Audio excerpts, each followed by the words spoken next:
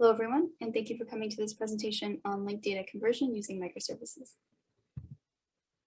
My name is Homa. I'm a software developer with the Humanities Data Lab at the University of Ottawa. I'm a member of the links conversion team as part of the Ottawa site, which is led by Dr. Constance Crompton and focused on looking at semi-structured texts. I work on the Nessie application, which will be the subject of this presentation. And before joining Links last year, I was working on large-scale systems for analyzing and transforming bibliographic metadata, which has a lot of pain points in common with the kinds of conversion work that we're going to be talking about today. So what exactly do we mean by linked data conversion? Well, there are three main tasks that make up this process. So first we have entity recognition, which involves finding the names of all the people, places, organizations, etc., that are mentioned in your text. And this is usually accomplished using machine learning-based tools. Then we have linking or reconciliation, which takes the names that we've extracted and links them to URIs that identify who or what those names refer to. And you may also have a manual step within this stage of the conversion process to vet any automatic matches to make sure that they've been linked to the correct URIs. And then finally, we have linked data generation, which takes this URI-enriched data and generates linked data from it in some suitable form.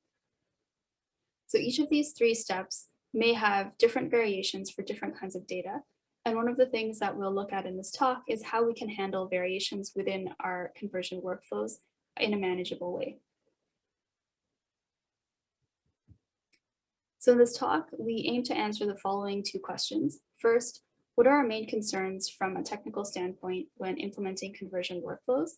And second, how do we evolve an application that already has a well-integrated front and back end to address these concerns?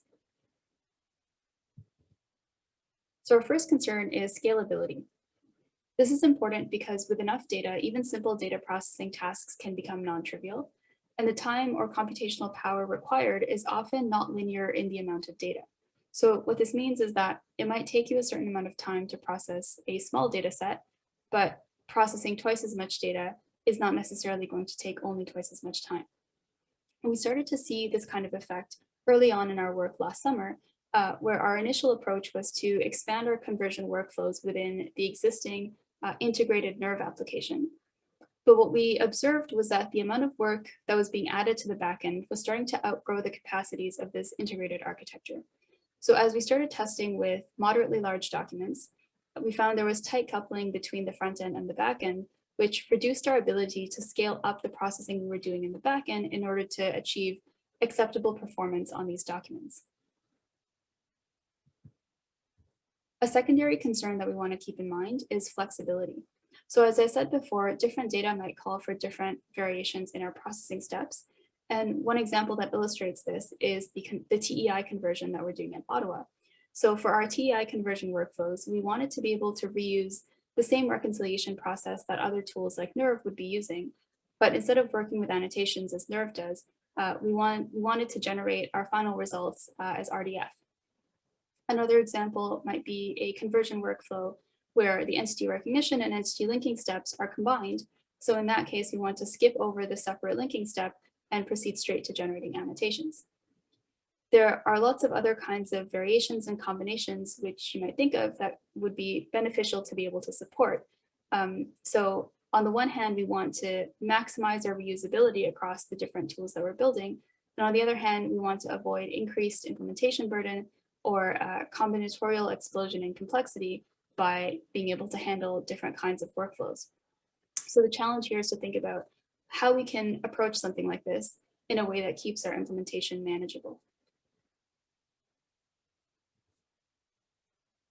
So our first step towards addressing these concerns was to convert the existing monolithic application that we had to something called a modular monolith, which means we're still working within a single code base and a single application, but we have partitioned that application into discrete modules. And we renamed this refactored backend to Nessie, which stands for Nerve Secure Scalable Infrastructure.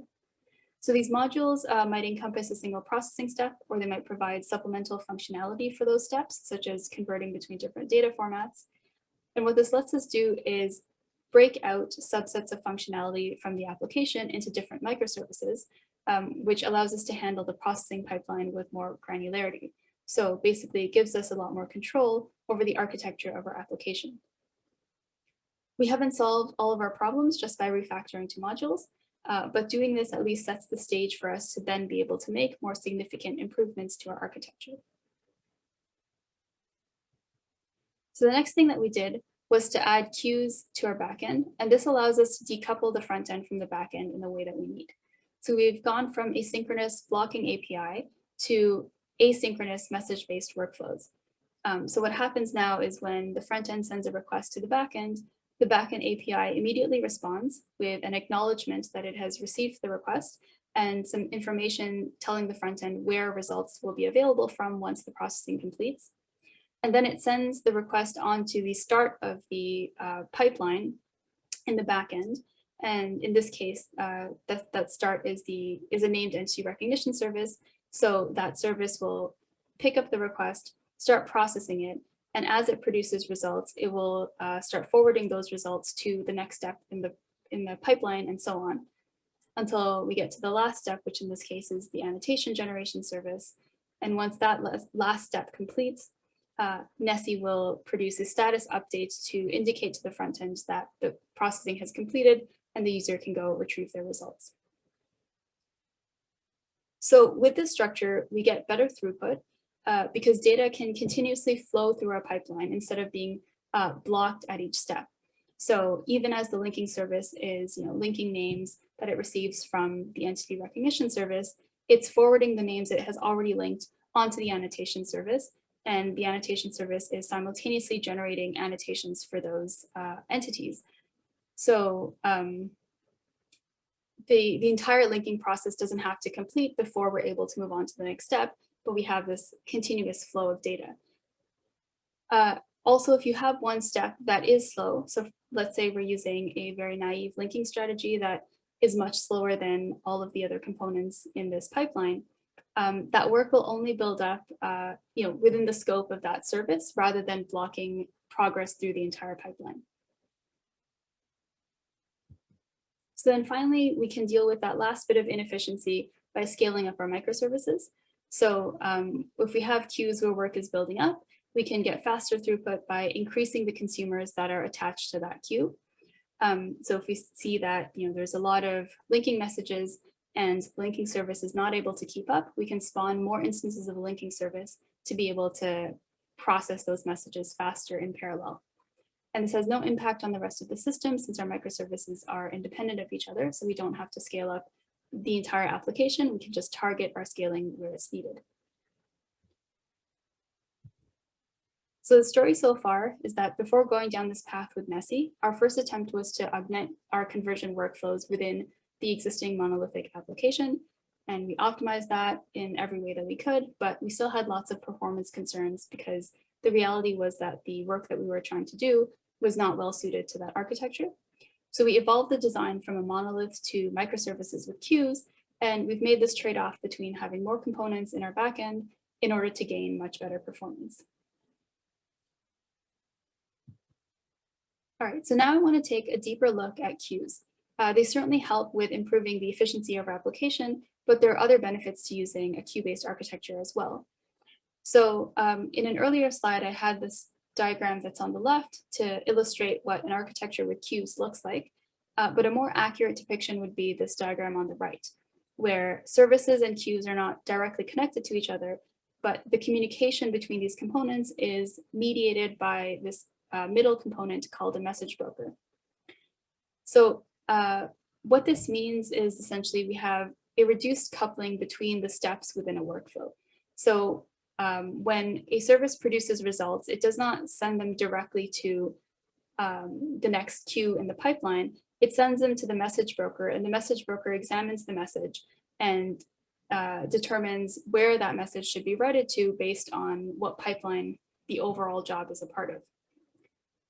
So what this means is that we can add new steps without impacting existing services. So to go back to an earlier example, if I wanted to add a service here that would, instead of generating annotations, take linked entities and generate RDF, I can build that service as a standalone service, and I don't have to make any kind of logical changes to the linking service in order to be able to connect my new service to the existing linking service. Similarly, we can add or rearrange new workflows without having to make any code changes to the application. So the way this works is services that work with Nessie have a few general constraints that they must conform to. So they must be able to connect to the message broker. They must declare the queues that they need and be able to consume and produce messages from those queues. And so once you have a service that conforms to these requirements and you have that service deployed, you can then use that service from within Nessie by updating the configuration as follows. So here's an example of the configuration for two of the services that we have in Nessie. The first service is part of the Nessie core. It's called the extraction service, and it basically downloads content from a external or remote URI in order for that content to be processed through the pipeline. And it declares a single queue, which is just the queue on which it receives messages from Nessie for processing. Then we have another service here, the structured reconciliation service. This service is not part of the Nessie core, but has been developed by Natalie Herdview at the University of Alberta and written entirely in Python. And it declares a job queue on which it receives messages for performing reconciliation on. And it also declares an optional cleanup queue on which it can receive cancellation messages. So services have the option of being able to handle job cancellations if a user wants to cancel an in-process job. And if a user does that, Nessie will send a cancellation message to all of the services that make up the pipeline, which is processing that job if those services handle cancellations. Then to add a new workflow, once you have your services defined, you can add some configuration to define your workflow in a similar way. So these are the three workflows that we have in Nessie at the moment. We have the Stanford-based NER, which runs Stanford named entity recognition, followed by a linking step, followed by annotation generation. And it saves those results to the Elucidate backend, which is a tool that we're using for managing annotation containers. Then there's a slight variation of that pipeline, which is called Stanford NER Remote. And it is almost the same thing as the Stanford pipeline, except it has this extra step at the start, which downloads remote content and extracts the text from that document in order to pass that text through the pipeline. And again, it saves its data in Elucidate. And then we have the structured data reconciliation pipeline, which runs that structured reconciliation service and saves its results in S3. So to use a workflow, you specify the name of the workflow within the request that you send to the Nessie API. So here's an excerpt of a request that you might send, which specifies a document URI that you want to process. And in this case, the workflow that we're requesting is Stanford NER Remote. And then the response that you'll get will contain a URI that will tell you where your results will be available from once the status is ready.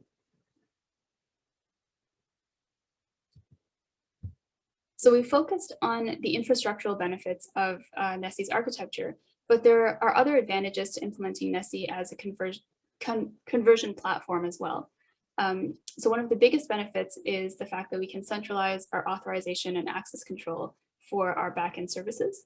So because security is handled by the Nessie API layer, any backend data processing services that plug into Nessie only have to implement their data processing tasks and don't have to worry about implementing security concerns. And then because this is sort of built as a conversion platform, it also provides a generalized integration point for different types of tools. So even though Nessie originally began as a backend for the Nerve application, at this point, the API is no longer specialized just for Nerve and can serve other use cases as well. So here's one last slide to give you a sense of what the tech stack for Nessie looks like. So the core of Nessie is written in Java within the Spring Boot framework. It uses Postgres as the database, and we're using the Elucidate annotation server developed by DLCS as our backend for managing annotations. We're using RabbitMQ as our message broker, and we're using Spring Security, which is part of the Spring framework, and Keycloak, which is a third-party open source identity management tool for our authentication and access control logic. Our caching solution is Hazelcast, which we're using in an embedded distributed configuration. And the entire application is Dockerized using Maven and a plugin called Jib. So if you want to know more about what we're doing with Nessie, please check out the repository and the wiki on GitLab. And thank you for listening.